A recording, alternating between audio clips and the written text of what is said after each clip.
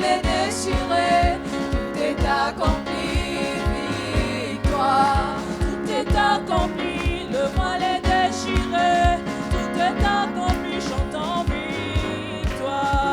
Tout est accompli, le voile est déchiré, tout est accompli, victoire. Tout est accompli, il a payé le prix, tout est accompli, victoire. Tout est accompli, le voile est déchiré, tout est accompli, victoire. Tout est accompli, le voile est déchiré, tout est accompli, victoire. Tout est accompli, le voile est déchiré, tout est accompli, victoire. Victoire, alléluia. Chantons, crions de joie. Jésus-Christ est sorti du tombeau. Victoire. Victoire, alléluia. Chantons, crions de joie. Jésus-Christ est sorti du tombeau. Victoire, alléluia. Chantons, crions de joie. Jésus-Christ est sorti du tombeau. Victoire, alléluia. Chantons, crions de joie. Jésus est sorti du tombeau. Victoire. Victoire, alléluia. Chantons, crions de joie. Jésus-Christ est sorti du tombeau. Galilée, Galilée, Galilée, je viens de la Galilée. Jésus m'a chargé d'annoncer à tous ses frères qu'il est ressuscité. Galilée, Galilée, Galilée, je viens de la Galilée. Jésus m'a chargé d'annoncer à tous ses frères qu'il est ressuscité. Sénégal, Sénégal, Sénégal, je viens du Sénégal. Jésus m'a chargé d'annoncer à tous ses frères qu'il est ressuscité. Sénégal, Sénégal, Sénégal, je viens du Sénégal. Jésus m'a chargé d'annoncer à tous ses frères qu'il est ressuscité. Victoire, victoire, alléluia. Chantons, crions de joie. Jésus-Christ est sorti du tombeau. Victoire, alléluia. Chantons, crions de joie. Jésus-Christ est sorti du tombeau. Galilée, Galilée, Galilée, je viens de la Galilée. Jésus m'a chargé d'annoncer à tous ses frères qu'il est ressuscité. Galilée, Galilée, Galilée, je viens de la Galilée. Jésus m'a chargé d'annoncer à tous ses frères qu'il est ressuscité. Te louons, tu es Dieu, qui d'autre pouvons-nous louer si ce n'est pas toi? Que louons, tu es Dieu, qui d'autre pouvons-nous louer si ce n'est pas toi? Te louons, tu es Dieu, le ressuscité du troisième jour, petit d'être loué. Que louons, tu es Dieu, qui d'autre pouvons-nous louer si ce n'est pas toi? T'élevons, tu es Dieu, qui d'autre pouvons-nous louer si ce n'est pas toi? Que louons, tu es Dieu,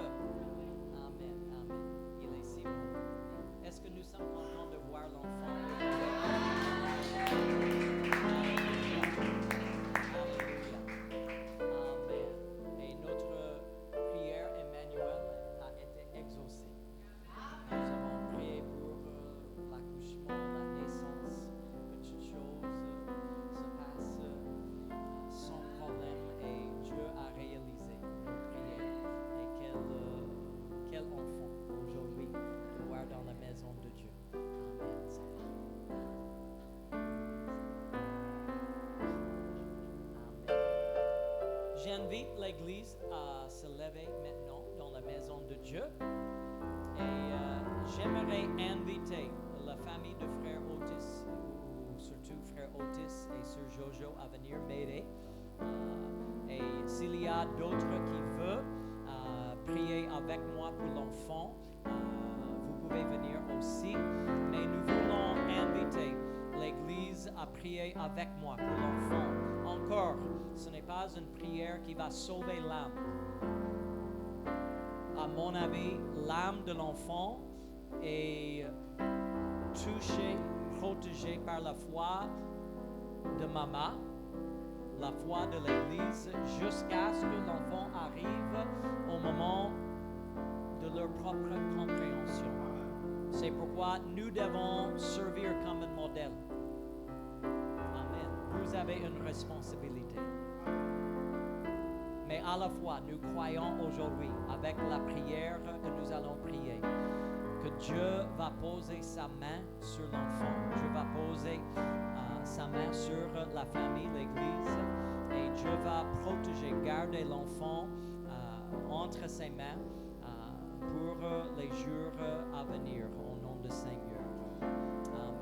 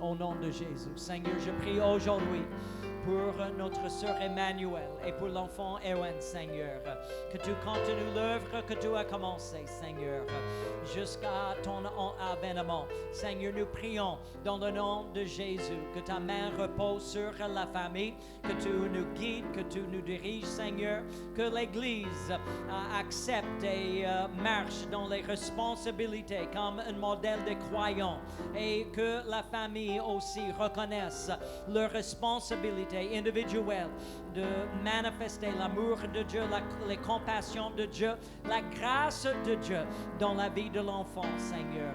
Ainsi, nous allons te donner la gloire, l'honneur, l'adoration au nom précieux de Jésus-Christ. Amen, amen. Est-ce que vous pouvez acclamer le Seigneur aujourd'hui? Alléluia. Avant de ce que le Seigneur vous bénisse, que le Seigneur vous fortifie. Si vous êtes venu aujourd'hui découragé, si vous êtes venu aujourd'hui avec des questions qui défient votre foi, que ce cantique vous encourage. Notre Seigneur, il est victorieux. Notre Seigneur, il est le roi. Notre Seigneur a vaincu toutes les principautés, toutes les dominations, tous les royaumes des ténèbres, et il est victorieux, assis sur le trône à jamais. Amen. Au nom de Jésus.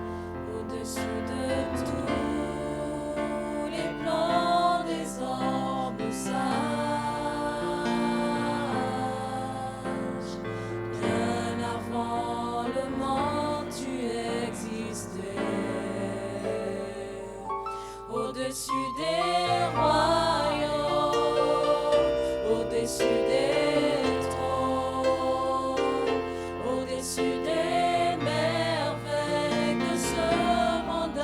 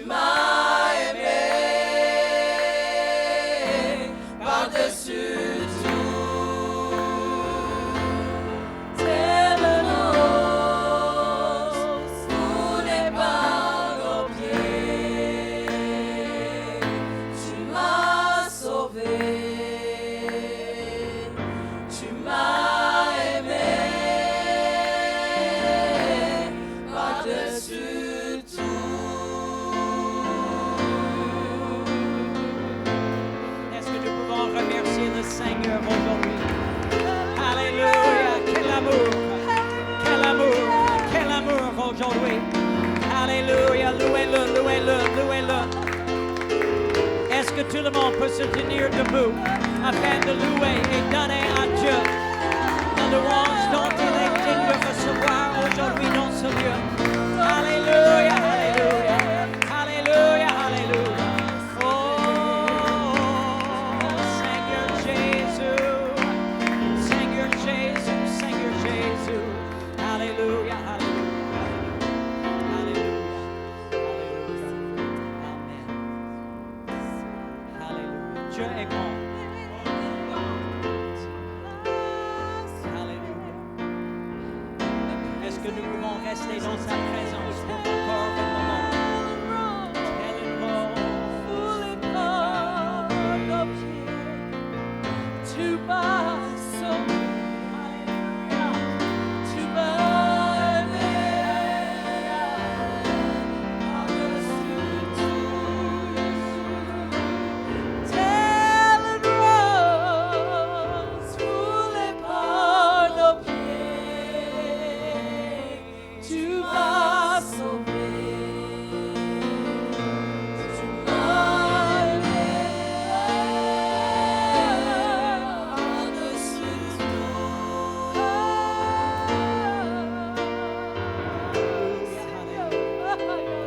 L'Esprit est là, l'Esprit de Dieu est là. Recevez-le aujourd'hui au nom de Jésus. Recevez son pardon. Recevez sa grâce dans votre vie aujourd'hui. Recevez son Esprit Saint dans votre vie. Alléluia, alléluia, alléluia, au nom de Jésus. Au nom de Jésus, au nom de Jésus. Au nom de Jésus, au nom de Jésus.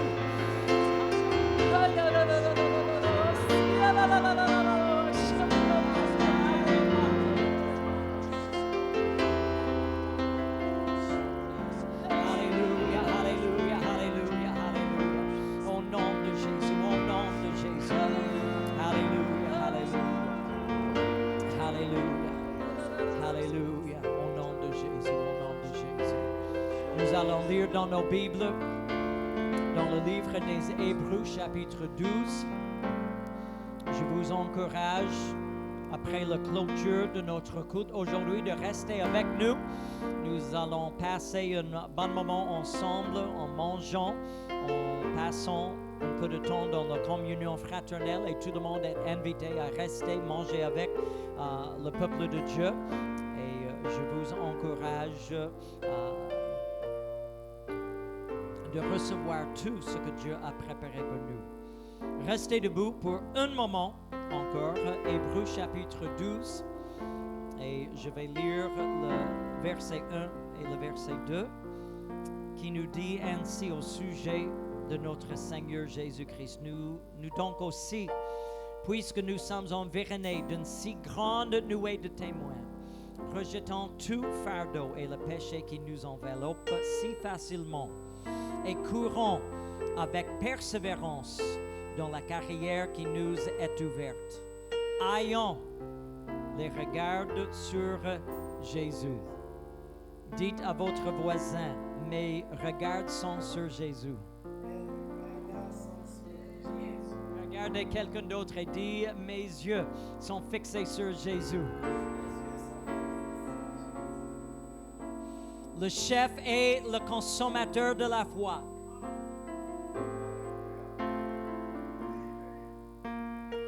Qui, en vue de la joie qui lui était réservée, et notez ceci, a souffert la croix, méprisé l'ignominie, et s'est assis à la droite du trône de Dieu.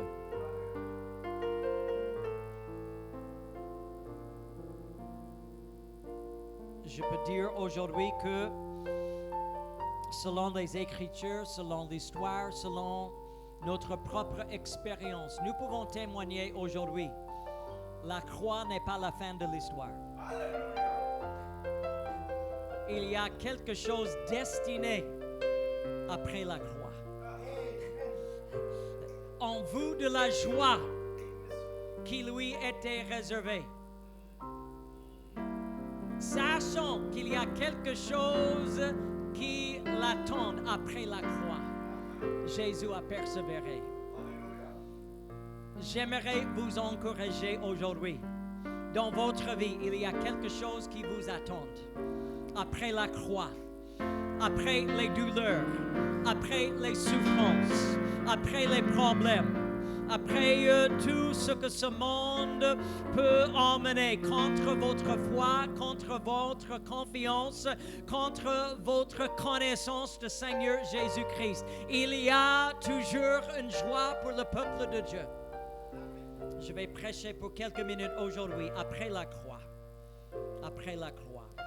Seigneur, bénis ton peuple aujourd'hui, que nous ayons les oreilles à entendre, que nous ayons les yeux à voir, que nous soyons sensibles, Seigneur Jésus-Christ, à ta parole, ton esprit qui est là au milieu de nous, que nous soyons encouragés, que les âmes, Seigneur, soient touchées par la parole et par l'esprit, que chacun qui est là, Seigneur, quelle que soit leur situation, quelle que soit leur condition spirituelle, que chacun aujourd'hui reçoit la parole de Dieu, reçoit l'encouragement, reçoit, Seigneur, de ta grâce et de ta bonté, Seigneur, de tes compassions, Seigneur, ce message, et que nous soyons transformés aujourd'hui par cette parole de Dieu.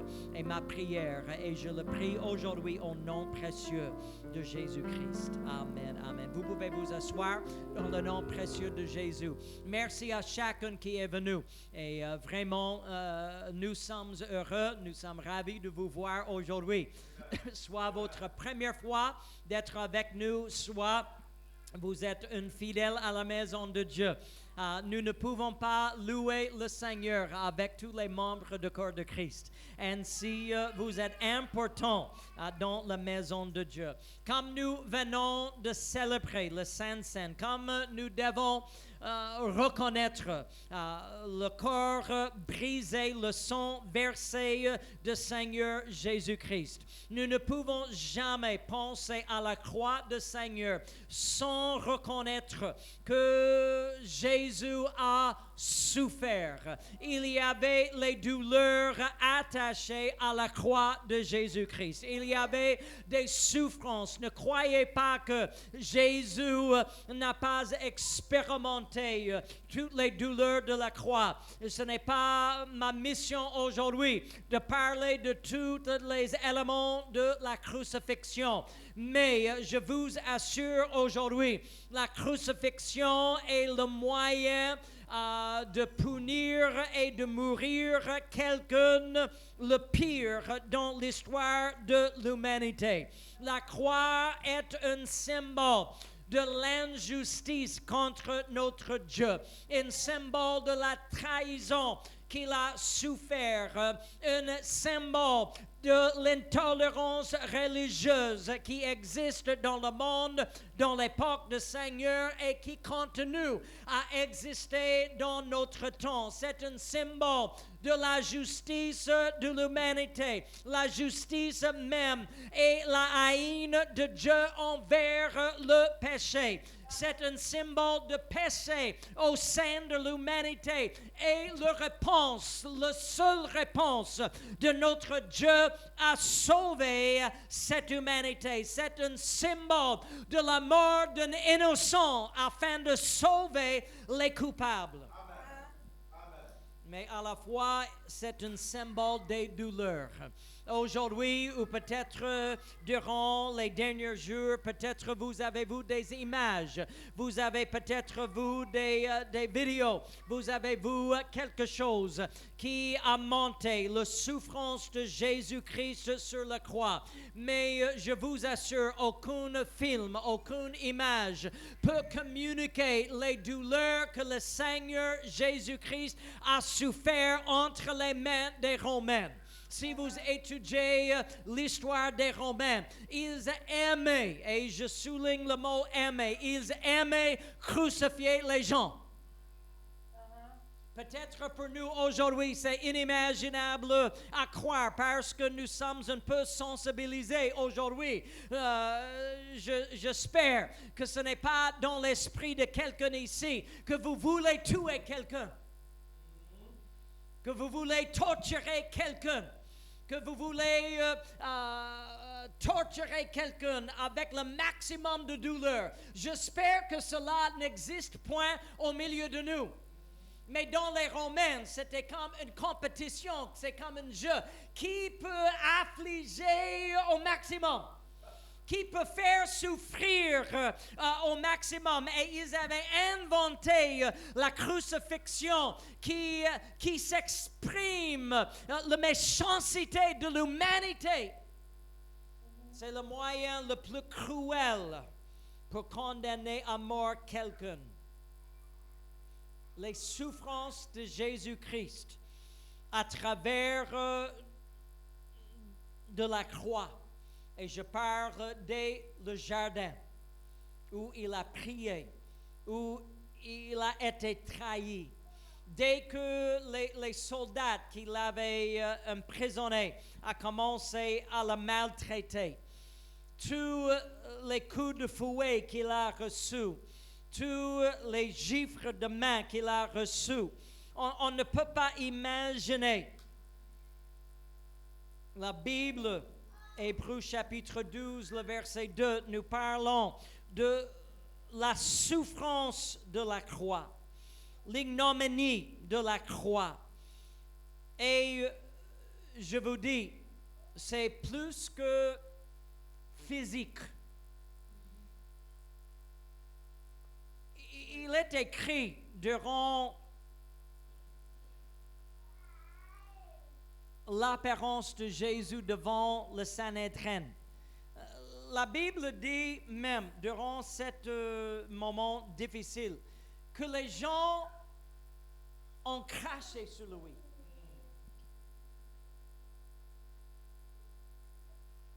Et imaginez-vous, il a reçu des coups de fouet. Et il a reçu des coups de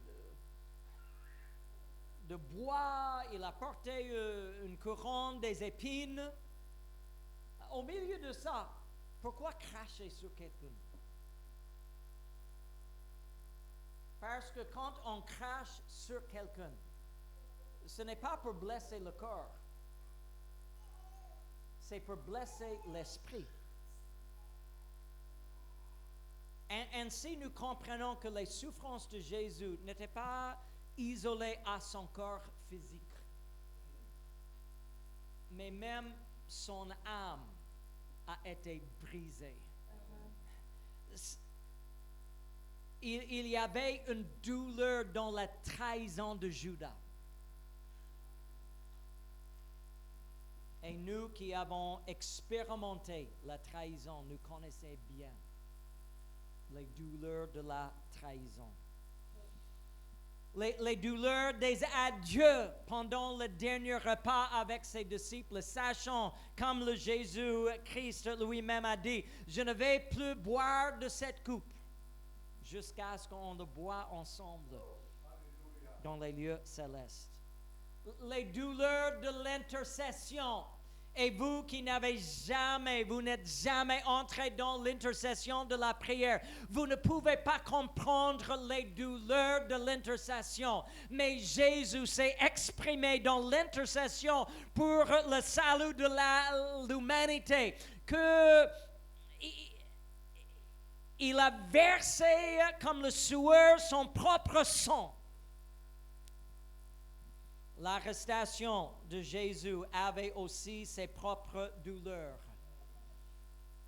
Les mensonges, les fausses accusations qui lui ont été jetées devant le Sanhédrin avaient leur propre douleur. La faiblesse de Pilate avait ses propres douleurs. Les fouets, les blessures infligées sur le corps de Jésus-Christ avait aussi ses propres douleurs.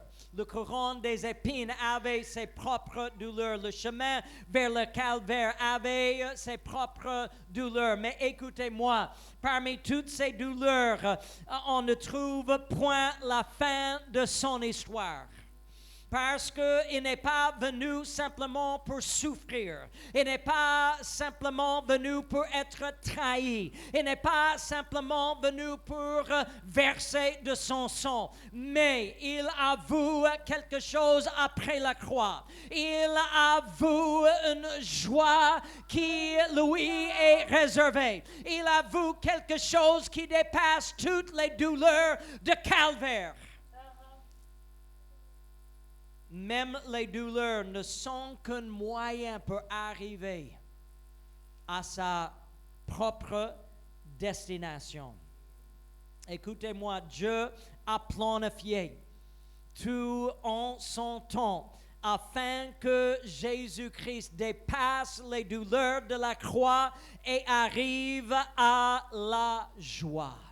J'aimerais encourager un enfant de Dieu aujourd'hui. Il est réservé pour vous une joie. Même si vous ne le voyez pas aujourd'hui, je vois une joie quelque part. Même si mon cœur est touché par les douleurs, il y a pour moi une joie réservée quelque part dans l'avenir. Même si je marche aujourd'hui dans la vallée de l'ombre de la mort, il y a réservé pour moi après la vallée une joie. Je vais y entrer, je vais participer dans la plénitude de tout ce que le Seigneur Jésus-Christ m'a préparé. Amen. Les douleurs d'aujourd'hui seront dépassées le jour de la joie. La joie à venir va dépasser tous les sentiments de trahison, tous les sentiments des injustices, toutes les fausses accusations, toute la haine, toutes les persécutions que vous pouvez vivre aujourd'hui. Il y a quelque chose qui nous attend qui est beaucoup plus grand et beaucoup plus important que la croix. Ce qui est étonnant peut-être, c'est que c'est Jésus seul qui l'avait vu. Oui, la Bible nous dit dans le verset 2, en vue de la joie qui lui était réservée. D'autres traductions nous disent qu'il a vu la joie qui lui était réservée. C'est sûr et certain, Pilate n'a pas vu la joie. C'est sûr et certain que les pharisiens n'ont point vu la joie. C'est sûr et certain que les disciples même du Seigneur Jésus-Christ, ils n'ont pas pu voir la joie. C'est sûr que les soldats qui ont cloué le Seigneur sur la croix, ils n'ont pas pensé à la joie. C'est sûr et certain que les femmes qui ont veillé au pied de la croix, ils n'ont pas pu imaginer la joie de dimanche. Et ce que j'aimerais vous raconter aujourd'hui, même Satan n'a pas vu la joie. Le diable, il n'a pas vu la joie. Et même en surveillant nos vies aujourd'hui, j'aime bien que Satan ne voit pas la joie. Il voit les problèmes qu'il a envoyés dans ma vie. Il voit les situations qu'il a envoyées dans ma vie. Il voit les problèmes qu'il a créés pour moi. Mais je marche dans la joie de l'Éternel qui est ma force. Parce que je vois après la croix. Je vois après les douleurs. Je vois après la trahison. Je vois après toutes les situations dans lesquelles je me trouve. Je vois, il y a quelque chose après la croix. Amen. Il y aura un tombeau vide. Il y aura un peuple sur lequel est invoqué le nom du Seigneur Jésus-Christ. Après la croix, il y aura une église glorieuse qui n'a ni tache ni ride. Après la croix, il y aura un peuple appelé en son nom, rempli par son esprit, identifié avec la même croix, mais qui marche dans la puissance et l'autorité de la résurrection de notre Seigneur et Sauveur Jésus-Christ. C'est pourquoi la Pâque est une journée importante pour l'Église, parce que c'est une journée qui témoigne de notre espérance. Où nous sommes aujourd'hui n'est pas notre fin. Où nous sommes aujourd'hui n'est pas notre destination. Où nous sommes aujourd'hui n'est pas le plan de Dieu. Si vous êtes en train de vivre l'enfer aujourd'hui, persévérez, parce que cet enfer n'est pas la fin. La croix n'est pas la fin. Et je vous dis aujourd'hui, votre croix n'est pas votre fin.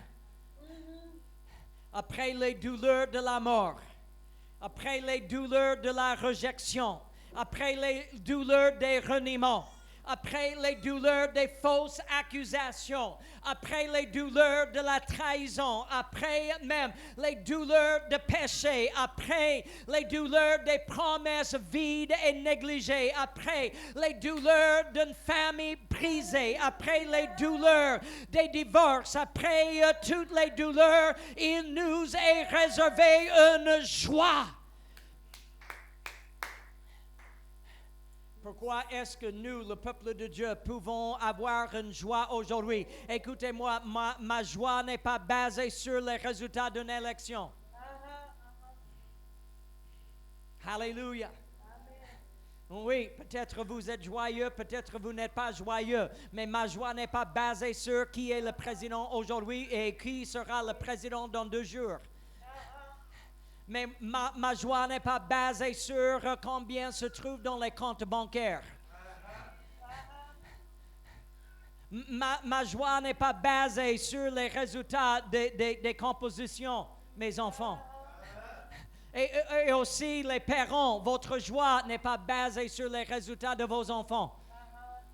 Ma joie n'est pas basée sur si j'ai le meilleur habit aujourd'hui ou si je n'en ai pas.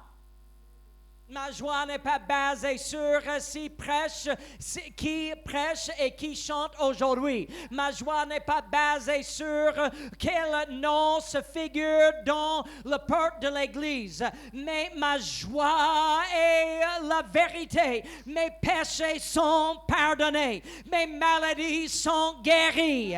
Les nations seront évangélisées. Je peux marcher dans le salut. Je peux marcher dans une délivrance. Je peux marcher et proclamer la repentance et pardon de péché pour toute l'humanité. Nous avons une joie ici en bas et nous avons une plus grande joie qui nous est réservée.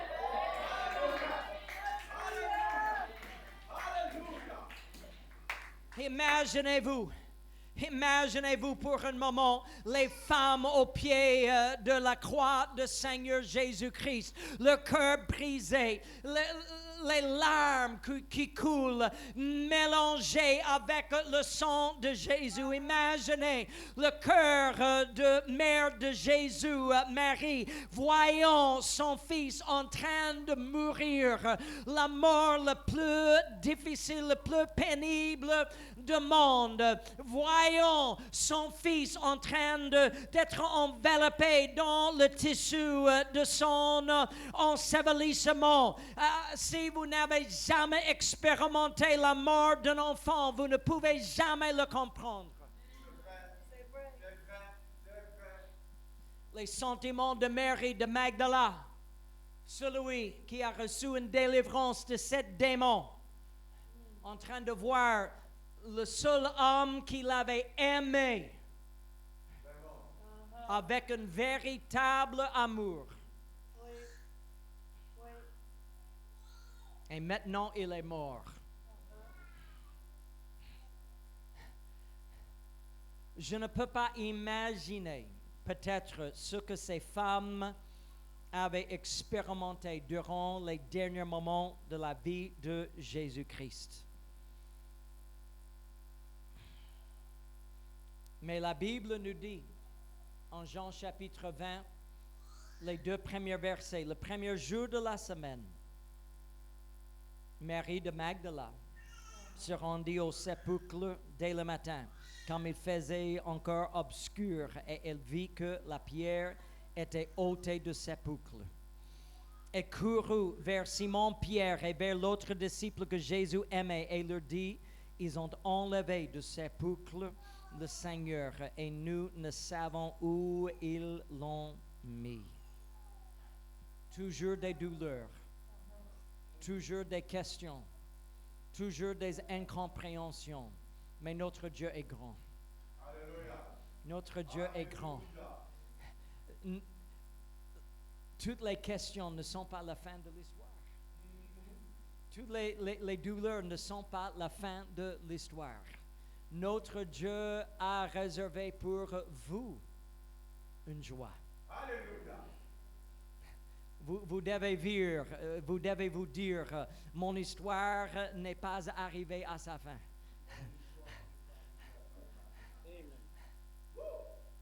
Parfois, nous croyons que nos problèmes vont nous faire mourir. Parfois, nous croyons que l'ennemi sera victorieux. Parfois, nous croyons que je ne peux pas quitter ce péché. Parfois, nous croyons, je ne peux jamais expérimenter la liberté du Saint-Esprit. Parfois, nous croyons que mes problèmes sont si grands, je ne peux jamais échapper à leurs conséquences. Mais j'aimerais dire à l'Église du Seigneur Jésus-Christ, et j'aimerais dire à mes frères, mes sœurs, nos invités et nos visiteurs aujourd'hui, votre situation n'est pas arrivée à sa fin. Ayez la foi en Dieu. Notre Dieu n'est pas un Dieu de la mort, il est un Dieu de la résurrection. Il aime toucher les situations difficiles. Il aime entrer dans les problèmes. Il aime entrer dans les lieux où tout le monde avait abandonné. Et il aime ressusciter les espérances mortes. Il aime ressusciter les vies mortes. Il aime ressusciter les rêves morts, les projets morts. Il aime ressusciter les situations dans lesquelles tout le monde avait abandonné. En pleine douleur, en plein deuil, Marie-Magdalene est arrivée chez les disciples pour dire, je ne sais pas quoi. Mais en Jean 20, le verset 11, cependant Marie se tenait dehors près du sépulcre et pleurait. Comme elle pleurait, elle se baissa pour regarder dans le sépulcre. Le verset 15 nous dit, Jésus lui dit, femme, pourquoi pleures-tu? Vous avez oublié tout ce que je vous ai dit? Écoutez-moi, une chrétienne rétrograde est une chrétienne qui avait oublié. Une chrétienne désespérée est une chrétienne qui avait oublié. Une chrétienne aujourd'hui qui manque l'espoir est une chrétienne qui avait oublié. Ah, pardon, c'est en anglais. Je ne sais pas pourquoi. Jesus saith unto her, Woman, why weepest thou? Pourquoi pleures-tu? Pourquoi pleures-tu? Whom seekest thou? Tu cherches qui?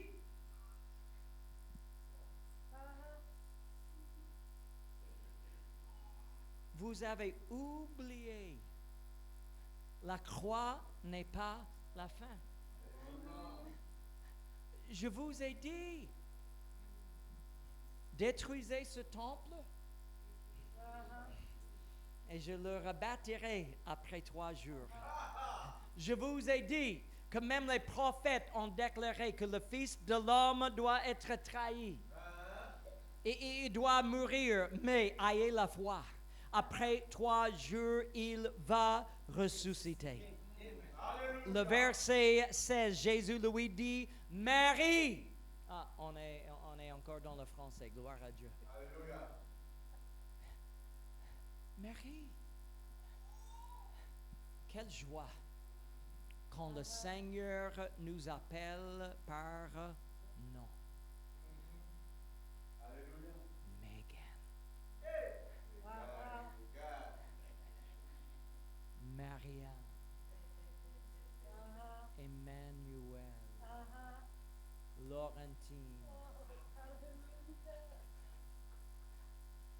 Ézéchiel, Jonas.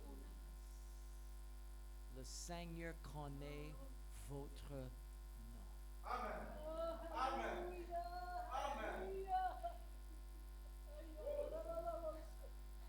Même si je le trahis, il connaît toujours mon nom. Même si je pêche, il connaît toujours mon nom. Même si je l'abandonne, il connaît toujours mon nom. Et il m'appelle toujours. Sully, Daniel, Otis. Il m'appelle toujours. Hélène. Il m'appelle par mon nom. Pour que je reconnaisse, je n'arrive pas à la fin de mon histoire. Je ne suis pas arrivé à la fin de mon histoire. Il y a quelque chose encore que le Seigneur veut faire dans ma vie. Il y a une autre page à tourner. Il y a notre histoire à écrire. Il y a notre chapitre et c'est le dernier chapitre qui raconte la victoire du Seigneur dans ma vie. La victoire sur le péché, la victoire sur les démons, la victoire sur les maladies, la victoire sur la mort, la victoire sur le tombeau. Écoutez-moi, après la croix, il y a toujours une joie qui nous est réservée. Je me suis, en tant que pasteur, je me suis trouvé plusieurs fois à côté des cercueils. Et je regrette, frère Otis, je n'étais pas là pour l'ensevelissement de grand-mère. Vous connaissez la raison pour laquelle. Mais j'ai expérimenté la mort des amis. J'ai expérimenté la mort des membres de ma famille. Mon père, ma mère. J'ai expérimenté la mort des membres de l'Église. J'ai dû faire les cérémonies, même pour les étrangers. Et rien ne peut se comparer à ce moment dans le cimetière, face à la famille, avec les larmes, avec le deuil, avec la tristesse manifestée dans plusieurs façons.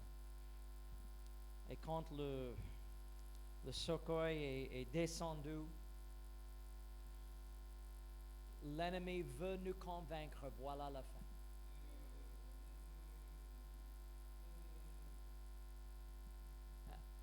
Je ne connais pas l'avenir, ok? Je ne suis prophète ni fils de prophète. Est-ce que vous m'entendez? Je ne suis pas prophète ni fils de prophète. Mais demain, si je suis mort, je ne sais pas ce que ma femme va arranger. Je n'ai aucune idée. Je ne veux pas prophétiser quelque chose. Mais si on décide de m'enterrer à Saint-Lazare ici, je préfère que vous battez les mains. Amen. Je préfère que quelqu'un commence à danser le Seigneur et pousser des cris de joie. Alléluia. Parce que, écoutez-moi, ce n'est pas ma fin. Alléluia. Ce n'est pas ma fin. Alléluia. Ce n'est ni la fin de mon ministère. Ce n'est pas la fin de mon espoir. Ce n'est pas la fin de mon âme. Ce n'est pas la fin de ma vie. Ce n'est que le commencement. J'ai une joie réservée. J'ai une joie réservée. Et si le même esprit qui a ressuscité Jésus-Christ d'entre les morts est en vous, vous serez aussi transformés. Vous serez aussi changés. La corruption va devenir l'incorruption. Le corruptible devient incorruptible. Cet corps mortel devient un corps immortel. Écoutez-moi, nous ne vivons pas la fin de notre histoire. Nous ne vivons aujourd'hui que le premier chapitre de notre histoire. J'ai la majorité de ma vie dans la présence de l'Éternel, en train de danser devant le trône de l'agneau, en train de louer avec le peuple de Dieu sur les chemins d'or, dans les lieux et les demeures éternelles. La croix où je vis aujourd'hui, les problèmes où je vis aujourd'hui n'est point la fin de mon histoire. La Bible nous dit, je termine, 1 Corinthiens chapitre 15, le verset 54-55. Lorsque ce corps corruptible aura revêtu l'incorruptibilité et que ce corps mortel aura revêtu l'immortalité, alors s'accomplira la parole qui est écrite. Dieu écrit notre histoire. Et même si on arrive aux lignes qui disent Jojo meurt, Dieu ne s'arrête pas à écrire votre histoire. Si Dieu écrit le jour pour la mort de grâce est arrivé, c'est dans 50 ans, ne s'inquiète pas.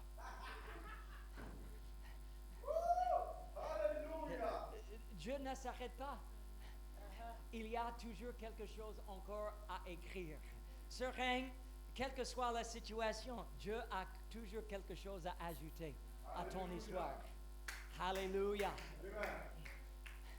Vous devez dire à l'ennemi, mon histoire n'est pas terminée. Vous devez dire à Satan, mon histoire n'est pas terminée. Même dans le tombeau, mon histoire n'est pas terminée.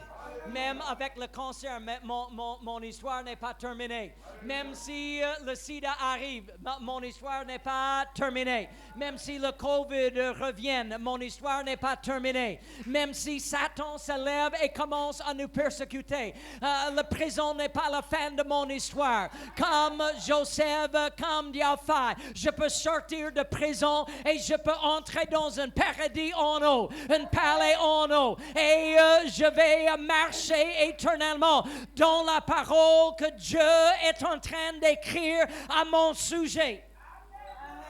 Alors s'accomplira la parole qui est écrite.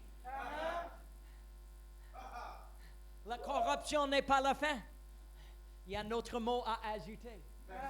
La mortalité n'est pas la fin. Il y a quelque chose. Écoutez-moi, Satan n'a jamais le dernier mot dans le royaume de Dieu. Le péché n'a jamais le dernier mot dans le royaume de Dieu. La maladie n'a jamais le dernier mot dans le royaume de Dieu. Le monde n'a jamais le dernier mot. Mais il sera accompli. La parole qui est écrite. La mort a été engloutie dans la victoire. Voilà le dernier mot pour les enfants de Dieu. Ô mort, où est ta victoire? Ô mort, où est ton aiguillon? Le tombeau vide nous fait rappeler, la croix n'est pas la fin de l'histoire. Jésus est ressuscité. Amen. Jésus est ressuscité et il vit à jamais. Levez-vous dans la maison de Dieu aujourd'hui. J'aimerais encourager les enfants de Dieu. La fin de votre histoire n'est pas encore arrivée. L'ennemi veut nous convaincre que là où nous sommes, nous allons mourir et nous allons rester. Il est menteur et il est le père des mensonges. Le pierre est déplacé. Le tombeau est vide. Et Jésus est vivant. Comme un témoignage, il est réservé pour son peuple une joie. Il est réservé pour chaque chrétienne quelque chose après la mort, après le péché, après les problèmes, après les douleurs, après la trahison, après les difficultés, après les maladies. Il est réservé pour son peuple une joie inexprimable, une joie éternelle.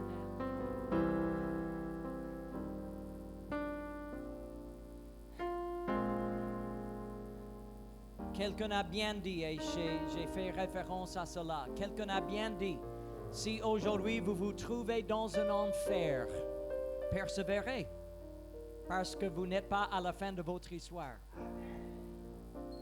Parce que l'histoire des croyants ne se termine jamais dans l'enfer. L'histoire des enfants de Dieu ne se termine jamais en plein problème. L'histoire des enfants de Dieu ne se tient pas à sa fin dans les tombeaux. Il est réservé pour nous une joie. Il est réservé pour nous une délivrance. Il est réservé pour nous une résurrection, une autorité et une vie abondante et éternelle.